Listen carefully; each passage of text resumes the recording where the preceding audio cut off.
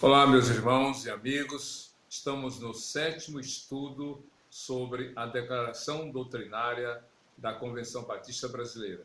Embora seja o sétimo estudo, já estamos no nono item desses 19, ou seja, nós estamos nos aproximando da metade dessa série de temas. Como vocês estão observando, esses temas já foram abordados de outra maneira, obviamente, quando estudamos tanto a história dos batistas, quanto, de forma mais precisa, os princípios batistas. Agora, estudando a doutrina, a gente está revendo alguns temas, mas de uma maneira mais detalhada. É claro que nesses estudos que estamos compartilhando, não há tempo suficiente para que nós comentemos todos os textos bíblicos indicados.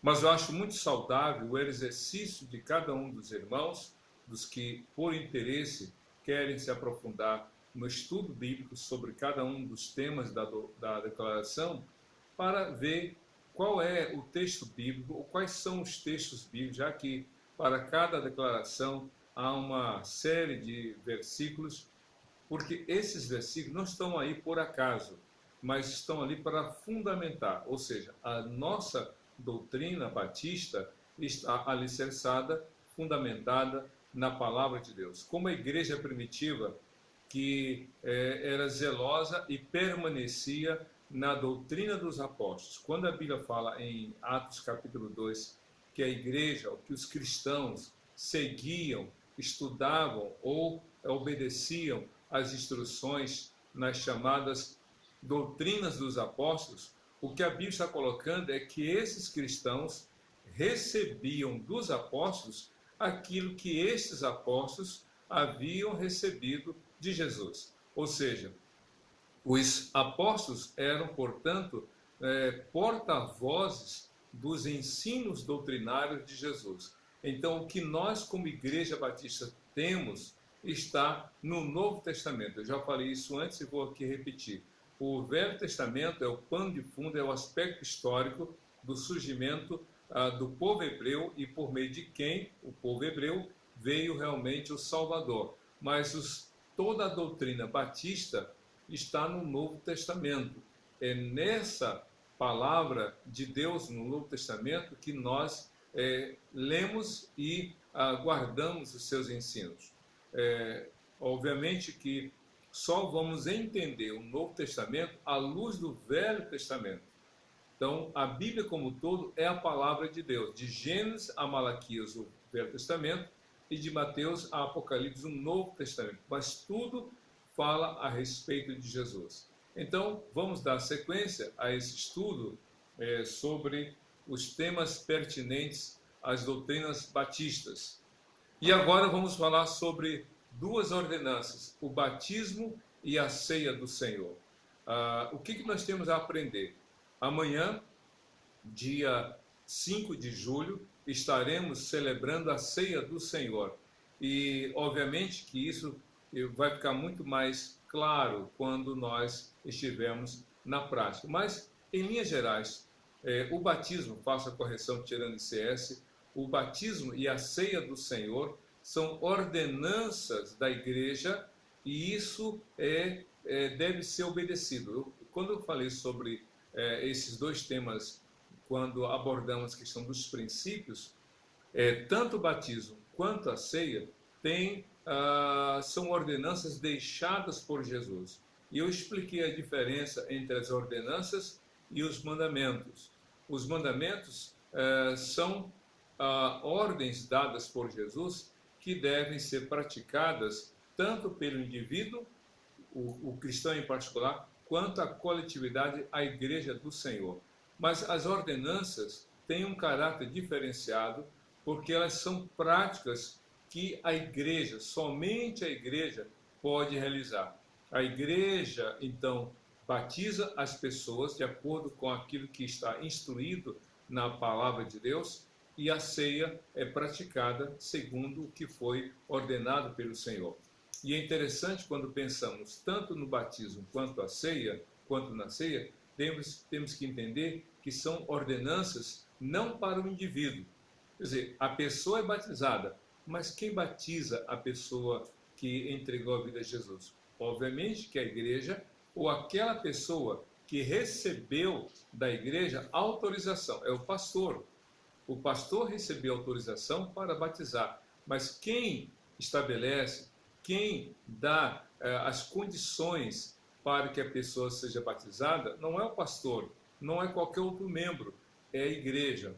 O pastor apenas cumpre a ordenança de Jesus com o devido aval da igreja.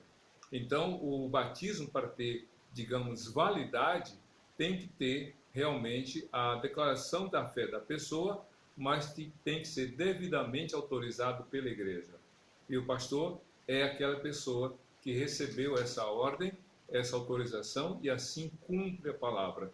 E a ceia, de igual forma, é uma ordenança que só pode ser dirigida, instruída, celebrada por aquele que recebeu da igreja também a autorização, que é o pastor da igreja. Então, o pastor realiza o batismo, o pastor celebra a ceia. E tanto o batismo quanto a ceia tem um caráter simbólico. Por que simbólico?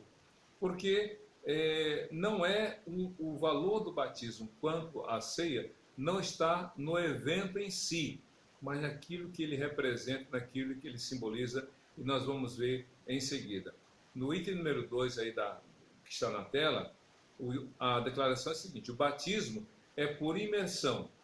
A gente sabe que existem grupos religiosos que praticam outras formas de batismo.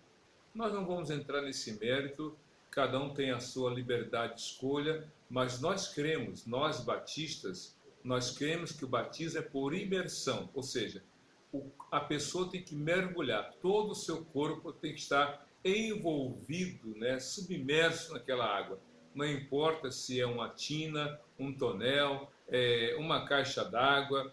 Não, é claro que estou falando caixa d'água quando ela está reservada para este fim, e não a caixa d'água da casa, por favor. É apenas o espaço físico. Já contei para vocês que, dependendo do lugar, às vezes é até aquela pá mecânica que é usada para, então, ali se tornar uma piscina tônica só para realizar o batismo. O importante é que a pessoa seja mergulhada. Por quê?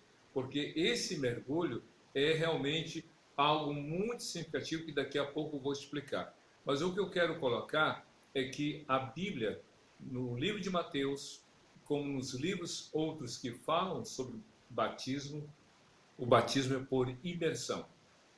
Por quê? Há um significado. E a Bíblia diz, por exemplo, em Mateus capítulo 3, que Jesus foi batizado por João. E ele teve que ir ao Rio Jordão, ele foi batizado por imersão, e a Bíblia usa o texto que ele saiu realmente da água, ou seja, ele teve o seu corpo mergulhado. Isso é muito importante. Por outro lado, ainda sobre o batismo, a gente aprende que o batismo é precedido de um ato. E qual é o ato? A confissão pública da fé em Jesus. Se você ler Atos capítulo 2, do verso 37 até o 47, você vai observar que aqueles homens que ouviram a pregação de Pedro declararam a sua fé em Jesus e, em consequência, foram batizados. Assim aconteceu com Cornélio em Atos capítulo 10, assim aconteceu também com os samaritanos no capítulo 8, como também com os homens que estavam ali em Éfeso, que Paulo batizou, Atos capítulo 19. Ou seja, como também o carcereiro e a sua família, Atos 16. Então, o batismo é por imersão. Mas, por outro lado, a confissão da fé. Se a pessoa não confessou a sua fé em Jesus, o batismo não tem significado. Por isso que o valor do batismo não está no ato em si, mas naquilo que ele representa. Então, a pessoa precisa realmente declarar sua fé em Jesus. Sem a confissão da fé em Jesus, o batismo é só um mergulho numa água, seja quente ou fria, não importa, seja qual for o meio, o ambiente, não importa, para Deus, o que importa é o batismo é uma oportunidade para a pessoa demonstrar obediência ao Senhor e realmente cumprir a ordenança dada por Jesus. Por outro lado, por que batizar? Ou seja, por que mergulhar? Porque é o seguinte, imagine só, numa piscina, vamos imaginar uma piscina. Quando a pessoa mergulha na piscina, e ela vai até, ela mergulha completamente, esse ato de mergulhar, né, porque a palavra batismo significa mergulhar, então quando a pessoa mergulha, ou seja, quando a água cobre a pessoa, então a água está representando a terra. E então a pessoa, quando a pessoa morre, o seu corpo é sepultado, não é isso que acontece? Então, quando a pessoa é batizada, ela está ali representando algo que aconteceu na vida dela no campo espiritual. Quando a pessoa se converte, essa pessoa morre para o mundo e nasce de novo em Cristo Jesus. Então, o batismo é esse ato simbólico de morrer para o mundo, de ser sepultada a pessoa, e quando ela emerge da água, diz, eu nasci de novo. Isso não acontece no ato do batismo. O batismo está apenas comunicando o que já aconteceu. Lógico que o batismo, nesse caso, não salva, apenas comunica que a pessoa foi salva. Então, é esse o significado do batismo, é esse o ato simbólico do batismo, é a vida nova no Senhor. Você crê nisso, você entende isso, é exatamente o que a Bíblia coloca. Por isso que a pessoa tem que ser instruída para que ela veja o batismo como uma pregação que ela faz, um testemunho que ela dá para outras pessoas. E há um detalhe muito interessante, é que através do batismo a pessoa está pregando. Obviamente que o batismo tem que ser algo público, ou seja, para que outros possam ver. O batismo não é uma experiência secreta, oculta, longe do olhar de outros. Ao contrário, se você ler Atos capítulo 3, ou melhor, Mateus capítulo 3, Jesus foi batizado diante de muitas testemunhas por João Batista. Se você vê Atos capítulo 8, muitos testemunharam o batismo daqueles servos, daquele servo que estava indo, no caso Atos capítulo 2, corrigindo, Atos capítulo 2, muitos viram aqueles quase 3.000 almas, aquelas quase 3.000 almas que foram batizadas e todos testemunharam. E assim a gente vai observar que o batismo é uma experiência onde a pessoa está falando do que Jesus fez na vida dela. E uma outra coisa muito interessante é que através do batismo a pessoa se torna membro da igreja local. Se você ler Efésios capítulo 2, verso 19, o apóstolo Paulo fala que quando a pessoa se converte, ela deixa de ser forasteira e deixa de ser estranha à família de Deus. Porque o forasteiro é aquele que está de passagem, aquele que está apenas por um pouco de tempo naquele lugar, mas que o seu alvo não é ali, ele é de fora, ele está de passagem. Já o estrangeiro é aquele que veio de longe, mas não pertence àquele grupo onde ali ele se encontra. Então, a pessoa sem Cristo, escute bem, a pessoa sem Cristo, ela é forasteira com respeito ao reino de Deus, ela não pertence, ela está transitando, mas ela não está integrada, e ela é estrangeira, ela é de fora, não está integrada. Quando ela se converte, pelo sangue de Cristo derramado na cruz, ela é salva, então ela é integrada à família de Deus, e então ela deixa de ser forasteira e estrangeira. Ela já não está mais de passagem na questão da convivência eclesiástica, e ela pertence ao reino de Deus, integrada à família. E através do batismo, ela se torna membro da igreja local. Nós somos a congregação da PIB da Barra em Duque de Caxias. Toda pessoa que é batizada se torna membro da PIB da Barra e está integrada à família de Cristo aqui da nossa igreja em Duque de Caxias. Então, é isso que a Bíblia nos mostra. O batismo não salva, mas deixa claro que a pessoa que é batizada foi salva no nome de Jesus. Outra coisa importante que a gente pode aprender sobre a vida, sobre o batismo. Vamos aprender algo mais muito interessante. A gente já falou sobre o batismo, o que significa o batismo, e agora a gente vai falar sobre a ceia do Senhor. A ceia do Senhor é realizada pela igreja. Esse é um ponto muito importante. A igreja reunida. A ceia não pode se tornar uma coisa dissociada da convivência eclesiástica. Nós sabemos que por causa da Covid, né, a Covid-19, as igrejas estão impedidas, ou estavam, em sua maioria, impedidas de ter os cultos presenciais. Então, qual foi a alternativa criada para que nós pudéssemos celebrar a ceia? É a celebração da ceia online. Isso gerou espécime, alguns ficaram assim, com muitas interrogações, com muitas dúvidas, questionamentos, mas o importante é que nós reunidos, mesmo em lugares diferentes, nós estamos participando do culto, porque tanto a ceia como o batismo são atos de culto ou acontece no culto ao Senhor. Então, é a igreja reunida que realmente celebra a ceia do Senhor e é um ato memorial. Lembra que eu falei um pouquinho antes que tanto o batismo quanto a ceia são simbólicos? Sim, a ceia é um ato simbólico. Por quê? Porque nos leva à memória, nos faz lembrar de algo que aconteceu. A gente não pode fazer referência a algo que não aconteceu. A ceia é uma referência a algo que já aconteceu. E o que Jesus fez? Ele veio ao mundo, ele morreu na cruz por você e por mim, e ao terceiro dia ressuscitou. Então, quando nós estamos celebrando a ceia, nós estamos comunicando algo que já aconteceu. Eu sugiro que você leia um dos textos mais usados na celebração da ceia, que é 1 Coríntios, capítulo 11, dos versos 23 ao 28.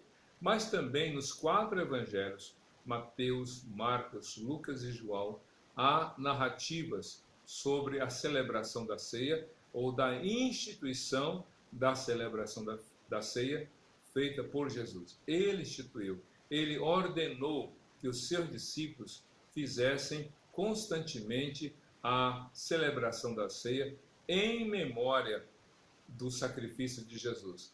E quais são os elementos da ceia? O pão e o cálice. Alguns usam a expressão pão e vinho. Nós usamos a expressão pão e cálice porque nós não usamos o vinho.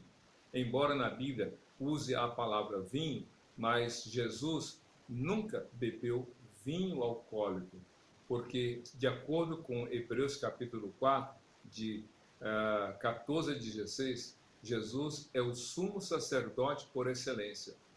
E era vedado ao sumo sacerdote beber bebida alcoólica, seja vinho ou cerveja ou qualquer outra bebida fermentada.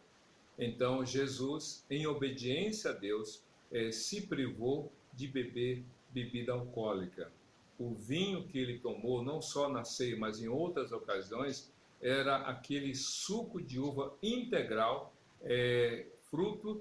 resultado do espremer das uvas no lagar, esse suco integral.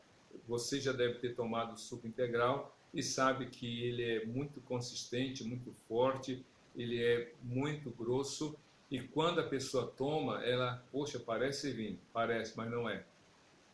Parece na cor, parece na textura, como alguns falam, parece no aroma, mas não é. Jesus nunca bebeu bebida alcoólica. Seria algo contra o propósito dele de vir ao mundo morrer na cruz por nós. E como Cristo nunca pecou, embora tentado de inúmeras maneiras, ele nunca pecou, porque ele queria oferecer a Deus um sacrifício perfeito. Então nós, em obediência a ele, nós cumprimos essa ordenança, com o pão e com o cálice.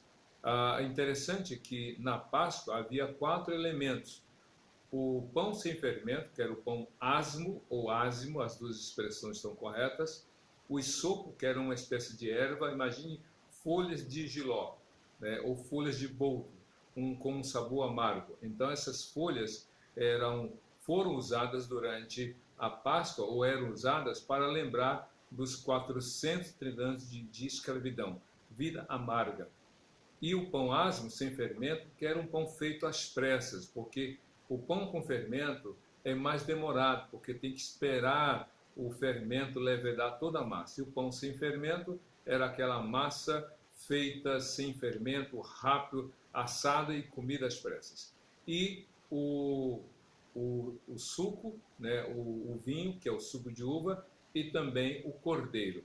Quando Jesus celebrou a Páscoa com os apóstolos, logo em seguida ele instituiu a ceia, tirando as ervas amargas, deixando só o cálice e o suco, o pão. E aí pergunta, e o cordeiro? Ele era o cordeiro. Ele se ofereceu por você e por mim. Então, nesse caso, a celebração da ceia, portanto, tem esse sentido. O cálice e o pão que são usados em memória do sacrifício de Jesus. E por que em memória? E talvez alguns estejam perguntando, por que pão e o cálice? Nas palavras de Jesus, ele disse, quando ele pegou o pão, ele partiu o pão em pedaços e deu para cada um dos 12 apóstolos presentes ali, ele deu um pedaço e disse, este é o meu corpo que é dado por vocês, que é partido por vocês. E é interessante, não vou pregar aqui, não é esse o objetivo, mas vejam só que coisa maravilhosa. Todos os 12 provaram, todos os 12 receberam daquele pão. Sabe por quê? Porque o amor de Jesus é abrangente e inclusivo. Não é restrito e exclusivo. O amor de Cristo é abrangente e é inclusivo. Só fica de fora quem não crê. Então a Bíblia fala exatamente sobre isso. Por outro lado, ao celebrar a ceia, então o pão representa o corpo de Cristo. E o cálice representa o sangue. Sangue da nova aliança. Né? Por quê? Porque Jesus derramou o sangue dele na cruz para nos reconciliar com Deus, com o Pai. Então nós celebramos a ceia com o pão e com o cálice. Outra coisa que a Bíblia nos ensina, e isso é uma doutrina batista, é que nós celebramos a ceia e devemos celebrá-la até o dia em que Jesus vier e ele virá novamente. O apóstolo Paulo falou isso em 1 Coríntios capítulo 11, a partir do verso 23. Porque todas as vezes que vocês celebram a ceia, vocês estão anunciando a morte de Cristo até que ele venha. Então, a ceia, como já falei outras vezes, ela nos lembra do passado, Cristo morreu, e nos prepara para o futuro, ele virá. Então, cada vez que nós celebramos a ceia, nós estamos olhando para o passado, ele veio, ele morreu, ele ressuscitou ao terceiro dia, e ele virá levar a sua igreja para a sua glória. Mas um detalhe interessante, a ceia só pode ser celebrada por aquele que entregou a vida a Jesus e que foi batizado de acordo com a palavra de Deus. O princípio está na palavra do Senhor. E então, por fim, o que vamos aprender? Vamos falar hoje, agora, para o último assunto, a gente vai falar sobre o dia do Senhor. E como é que é esse dia do Senhor? O que nós temos a aprender sobre o dia do Senhor? Vamos então ver algumas coisas aqui muito interessantes. Essas verdades que a palavra de Deus nos apresenta. O dia do Senhor, o domingo, escute bem, o domingo é o dia do Senhor. Por que o domingo é o dia do Senhor? Porque, na verdade, é o dia em que o Senhor ressuscitou. A Bíblia diz que Jesus deu a vida dele por nós. É um dia de descanso. O dia do Senhor é um dia de descanso para nós cristãos. Mas por quê? Porque Deus, no Velho Testamento, havia apresentado um dia de descanso para o seu povo. E a igreja evangélica, as igrejas batistas em particular, separaram, tomaram para si o domingo como um dia de descanso. Não é à toa que no mundo ocidental as pessoas reservam o primeiro dia da semana, que é o domingo, para o dia do descanso. Pessoas que trabalham de segunda a sexta e outras de segunda a sábado e no domingo descansam. E isso é uma prática desde o Novo Testamento. Por quê? Porque no Novo Testamento a Bíblia diz que Jesus Cristo veio. Ele morreu quando? Ele foi morto na cruz numa sexta-feira. E ao terceiro dia, no domingo, Jesus ressuscitou. E porque ele ressuscitou no domingo, que é o primeiro dia da semana, é interessante que a Bíblia não dá nome. É interessante isso. A Bíblia não dá nome ao primeiro dia da semana. A Bíblia dá nome ao sábado, mas não denomina, não dá nome ao primeiro dia da semana. Para nós é domingo. Em inglês, domingo quer dizer Sunday. Já parou para pensar? Em inglês, domingo é Sunday. E numa tradução muito literal, Sunday quer dizer dia do sol. O nome dia do sol é uma invenção, mas na Bíblia não há a palavra domingo. O que há é primeiro dia da semana. E por quê? Porque sábado é o último dia da semana, o sétimo dia, que para o judeu era dia de descanso. Mas como Cristo ressuscitou no domingo, no primeiro dia da semana, então os cristãos passaram a se reunir em culto no primeiro dia da semana.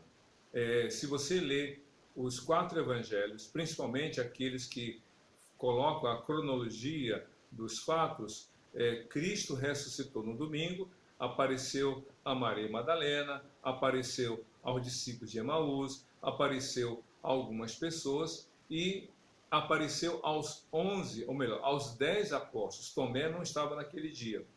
E aí, durante a semana, toda aquela conversa, imaginamos, sobre Jesus ter ressuscitado. No domingo seguinte, ou seja, 8 dias depois, olha só que coisa interessante, os cristãos, os apóstolos, estavam reunidos no mesmo lugar. Ou seja, ele ressuscitou no domingo, no primeiro dia da semana, Tomé não estava. 8 dias depois, no domingo seguinte, no primeiro dia da semana seguinte, estavam os 10 mais Tomé. E Tomé disse assim: se eu não ver os buracos dos cravos nem da lança, eu não vou acreditar que ele ressuscitou. Jesus aparece e vai direto a Tomé e disse: Tomé, vem cá, põe o teu dedo nos buracos que os cravos fizeram nas minhas mãos e também no buraco que a lança fez aqui do lado. E não sejas incrédulo, mas crente. Aí Tomé ficou assustado, se ajoelhou e disse: Senhor meu e Deus meu. Essa expressão que Tomé falou é muito interessante. Senhor meu e Deus meu. Tomé falou para Jesus aquilo que só para Deus o judeu falava. Isso quer dizer que tanto Tomé quanto os outros apóstolos e demais cristãos reconheciam que Jesus é Deus. E então Jesus falou para Tomé: tu crês porque eu ressuscitei, ou melhor, tu crês porque tu me vistes? Bem-aventurados aqueles que não viram e creram, mais bem-aventurados, disse Jesus. Então você e eu, meu irmão, minha irmã, nós somos mais felizes que Tomé, porque nós não vimos, mas nós cremos que ele morreu e ao terceiro dia ressuscitou. Então, a partir desse dia da ressurreição de Cristo, primeiro dia da semana, os cristãos passaram a se reunir constantemente no primeiro dia da semana. Inclusive, se você ler Romanos, nos últimos capítulos, como também Coríntios, 1 Coríntios, nos últimos capítulos, você vai ver que Paulo recomendou que as igrejas separassem alimentos para outras igrejas que estavam passando por dificuldades materiais, já que havia uma grande fome. Ele diz assim: separem para que quando eu for no primeiro dia da semana, eu possa recolher esses alimentos, esses donativos e levar para os mais necessitados. Então a igreja passou a se reunir no primeiro dia da semana. Por que Deus desejou isso? Para romper também com o judaísmo. Enquanto que o judeu guardava o sábado e eles viviam debaixo da lei, a graça veio através de Jesus, nos libertou do jugo da lei, e agora Jesus ressuscitado no primeiro dia da semana, a igreja passou a se reunir. Só que Paulo vai um pouco além. Em uma das suas cartas, ele fala o seguinte: há cristãos, principalmente aos Gálatas, há cristãos que separam o sábado, dizendo que é o dia santo. Outros dizem que não, que o outro dia não é o sábado, mas outro dia que é santo. Aí ele fala assim: para nós, todos os dias são santos. A gente luta, a gente batalha, a gente trabalha, todos os dias são importantes, mas a gente separa um dia para o culto. E com essa palavra, a gente então termina o estudo com a seguinte declaração: o domingo deve ser um dia de descanso. Sim, para a celebração, para os cultos ao Senhor, para a igreja reunida no templo. Por quê? A gente trabalha, estuda, a gente tem um labor diário, então não dá para ficar todos os dias no templo, não dá para ficar o dia inteiro no culto. Então a gente separa um dia da semana para que a gente possa se reunir em louvor e adoração ao Senhor. E nesse dia de culto, a gente deixa outras coisas, outros afazeres para priorizar a adoração ao Senhor. Claro que há pessoas que talvez como você trabalhe por escala. Se você trabalha por escala, quer dizer que poderá ser que num domingo você esteja de escala. Então, você está comprometido com as suas atividades da empresa, do trabalho. Mas no dia que você não tiver de escala, vá para a casa de Deus cultuar o Senhor. O importante é que a gente vive debaixo da graça e não debaixo da lei. Nós fazemos as coisas não para querer realmente obter algo de Deus, a salvação. A gente faz porque a gente já é salvo. Seja um dia ou outro, o importante é servir ao Senhor. Que Deus te abençoe, que você seja feliz seguindo a Jesus no seu coração. Vamos orar? Deus de amor, muito obrigado por esse dia. Abençoa cada um de nós e fortaleça a nossa fé em Cristo Jesus, pois oramos assim em nome de Jesus. Amém e amém. Que Deus abençoe você e a toda a sua família. Amém.